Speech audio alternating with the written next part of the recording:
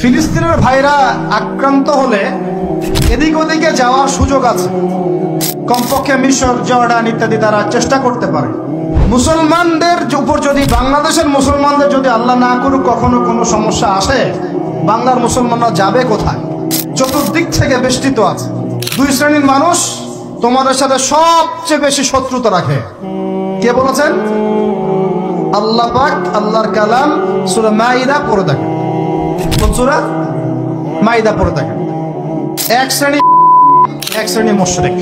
এখন সারা বিশ্বে ইন্ডিয়ার মুশরিকরা একে অপরের সবচেয়ে ঘনিষ্ঠ বন্ধু। এখন বুঝেন ওয়ার্ল্ড অ্যাফেয়ার্স কিভাবে ডিল হচ্ছে। কোরআন একদম জাজল্যমান, মনে হচ্ছে এখনই আয়াত নাযিল হলো। এখন আমাদের উপর যদি আল্লাহ না করুক কোনো সমস্যা আসে, আমরা যাব কোথায়? এই জন্যই আমাদের উচিত 5টা ডিপার্টমেন্টে শক্তিশালী হওয়া। কয়টা ভাই?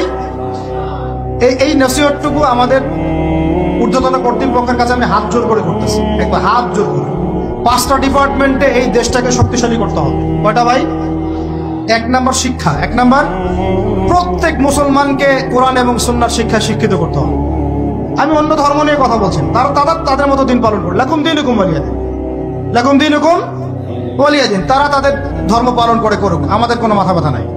প্রত্যেক মুসলমানের বাচ্চাকে কোরআন সুন্নাহর শিক্ষায় শিক্ষিত করতে হবে এবং একই সাথে এই যুগকে চ্যালেঞ্জ করার জন্য যত সাবজেক্ট দরকার সব সাবজেক্ট আমাদেরকে শিখতে হবে ইনশাআল্লাহ। একমুখী শিক্ষা না, দ্বিমুখী শিক্ষার মেরুকরণ না, একদম দ্বিমুখী শিক্ষাকে একমুখী করে একটা কম্বাইন্ড এডুকেশন সিস্টেম চালু করতে হবে। যদি আপনারা না পারেন, আমাকে দায়িত্ব দেন, আমাদেরকে বলেন যে ভাই বা ছোট ভাই, তোমাকে আমি 1 বছর সময় দিলাম, শিক্ষার বিষয়গুলো গোছায় দাও। বিনা পারিশ্রমিকে ইনশাল্লাহ করে দেব, কোনো সমস্যা। 1টা টাকাও দিতে হবে না, জাস্ট একটা চেয়ার টেবিল দেন, 100 জন আলেম দেন, 100 জন বুদ্ধিজীবী দেন, গড়ে দিব ইনশাআল্লাহ। প্লে গ্রুপ থেকে মাস্টার্স পর্যন্ত আমাদের ছেলেমেয়েরা এমন শিক্ষায় শিক্ষিত হবে যেটাকে শরীফের গল্প শেখাবে না ইনশাআল্লাহ। বরং আমার ছেলে পাইলট হবে, বিমানও চালাবে, আমার ছেলে ইনশাআল্লাহ হাফেজে পড়ানো হবে ইনশাআল্লাহ। আমার মেয়ে ডক্টরও হবে ইনশাআল্লাহ, আমার মেয়ে আয়েশা রাদিয়াল্লাহু আনহার মতো মুহাদ্দিসও হবে ইনশাআল্লাহ। আমাদের এক ভাই, সে রাজনীতিবিদ হবে ইনশাআল্লাহ, জুমার খুতবাও দিতে পারবে ইনশাআল্লাহ। আল্লাহর কসম করে বলতেছি, এমন শিক্ষা চালু করা সম্ভব। শুধু আপনারা যদি একটু সৎসাহস দেখান, একটু উদ্যোগ গ্রহণ করেন, আল্লাহ পাক বহুত আজর দিবেন আপনাদেরকে। আল্লাহ পাক এই ওসিলে আপনাদের সব গুনাহ মাফ করে জান্নাতও দিতে পারেন।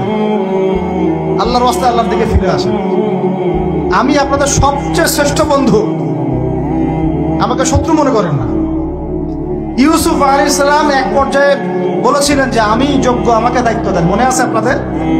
যখন সমাজে দুর্ভিক্ষের স্বপ্ন দেখলেন রাজ দরবারে গিয়ে তিনি বললেন যে দেখেন, আপনার স্বপ্নটা এমনি স্বপ্ন না, 7 বছর এখানে ফসল ফলবে, 7 বছর দুর্ভিক্ষ হবে। যদি আপনি আমাকে দায়িত্ব দেন, আমি ইনশাআল্লাহ এমন একটা অর্থ ব্যবস্থা প্রণয়ন করব যে ইনশাআল্লাহ এই দুর্ভিক্ষের কবল থেকে মানুষ বেঁচে যাবে। মানুষ বাঁচে নাই। এখানে প্রমাণ হয় একটা জিনিস, যখন দায়িত্ব নেয়ার যোগ্য কেউ দেখা যায় না, তখন যোগ্যদেরকে কথা বলতে হয়। যোগ্যদেরকে কি করতে হয়? কথা বলতে হয়।